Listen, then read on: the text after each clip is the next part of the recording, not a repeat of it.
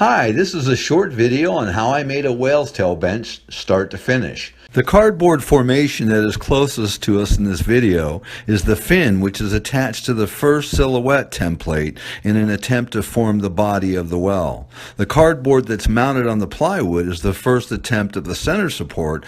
It'll give me my 18 inches, and I started out by looking at the body, the rest of the body, that joins the tail, and this is what I came up with as far as the shape I was looking for.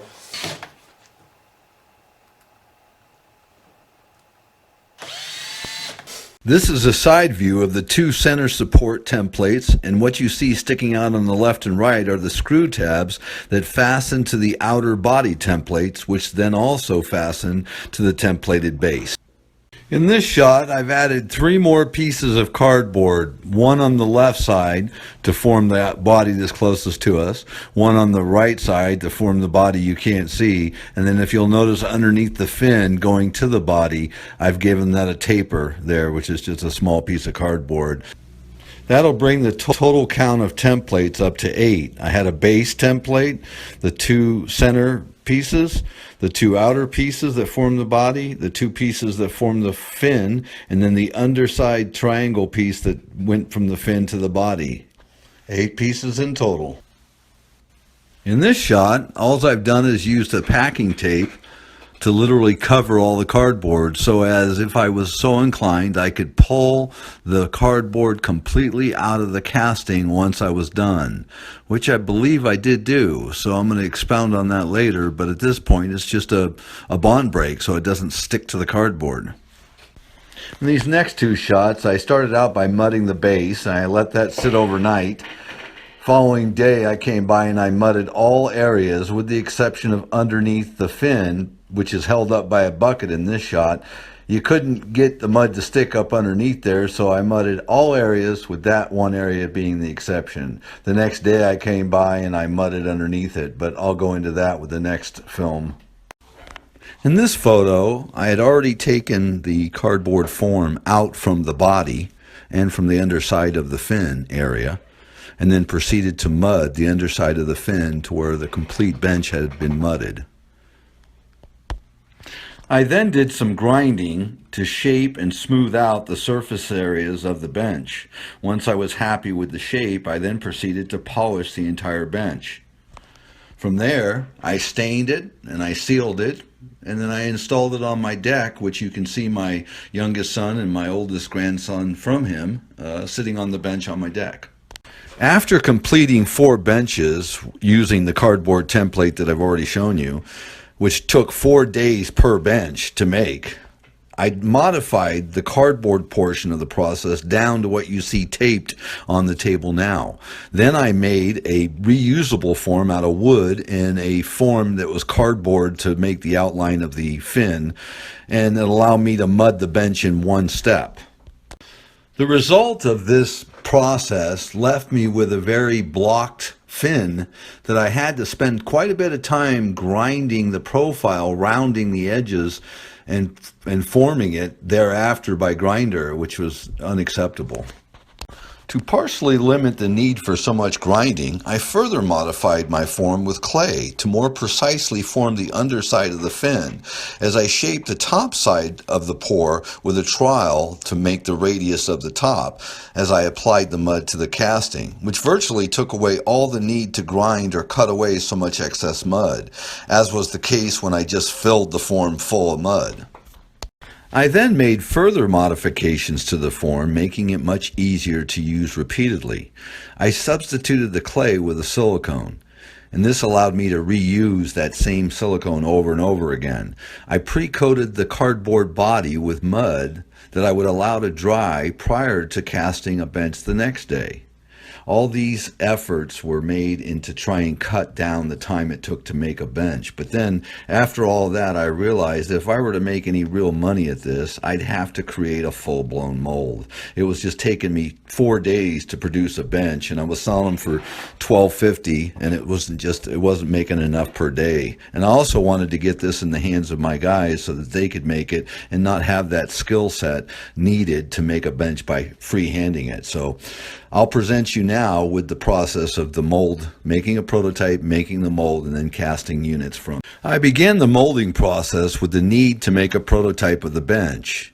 I needed to spend the time to detail this bench to the level of perfection that would fully be acceptable for every casting I made thereafter. In this photo, you can see that I placed rubber stops on the underside of the fin. This area inside the forms will allow me to leave an opening that will allow me to fill the fin portion of the casting as I make a bench. The bowl opening on the top is where I'd be able to fill the body of the casting as it's produced. In these photos, I've stained and sealed the bench complete, reinstalled the rubber stops on the underside of the fin, and added plywood to provide an area to form the rubber and the hard mold, which is to follow after the installation of the rubber. I then mounted the bench to a table to provide an area to form the rubber for the base of the mold that I'm going to make. Notice that I've placed plastic shower board under the base and underneath the fin to form the rubber and the hard mold to a surface that the rubber or the hard mold wouldn't be able to stick or bond to, that I could easily pull it off. So that's why I've done that. In these photos, you'll see that I've already applied the rubber and it is now dried.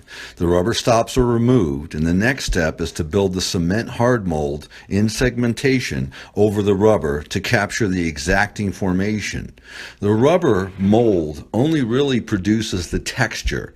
If you lay this rubber on the floor, it has no capability of retaining the formation. The hard mold captures the form and produces it again, where the rubber produces the actual polished texture. In this photo, I have formed and oiled the first hard mold section over the fin area. I then mudded the first section that I formed, and then proceeded to form the second section, which covers the left half of the body. Then I cast the third section, which covers the right half of the body, completing the hard mold in a three-piece section. In these photos, I'm just demolding the mold from the prototype. First, I remove the fin section, then the left body section, then the right body section, and then I remove the rubber portion of the mold. Done deal.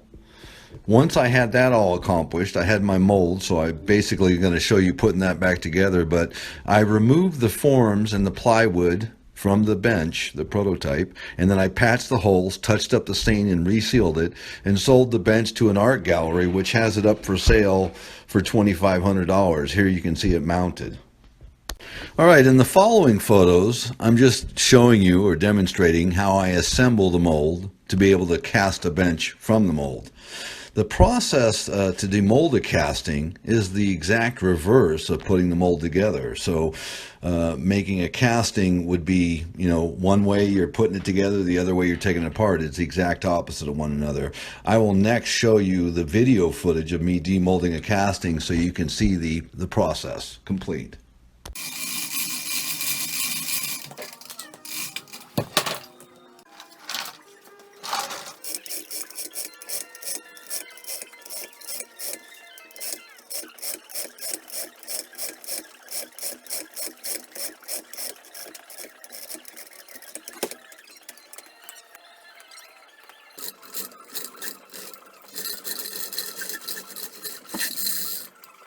In this footage, I just want to show that I'm removing the bolts.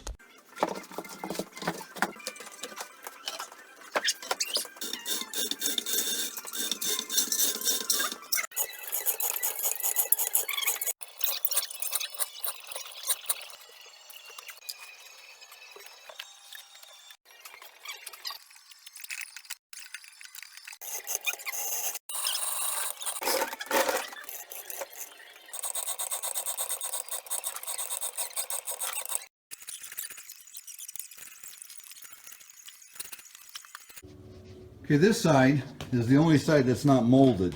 You can see the edge of where the mold is all the way right there.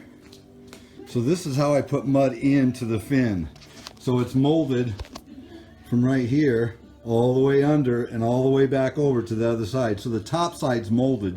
This side requires a little bit of grinding to get rid of this slag because it's built up a little bit too much, and we just knock that down with a grinder, and then we polish this back side. And then right there, I've got a split that I got to deal with, and I make that disappear as well. But that's where that's how it comes out. The mold comes that way and that way.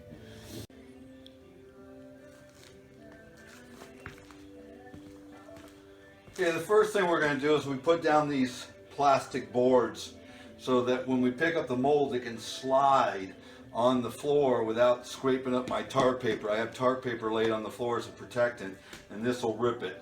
So this will allow it to slide without no problem. Next, I picked up this, and I'm going to lower it down to where it should be to put the mold back together, which is going to give me a reference. This is so heavy I can't pick it up, so I lower it and get the other two pieces in line with it. All right, in this short clip, we've got basically just the assembly of the mold, getting it ready to put back together.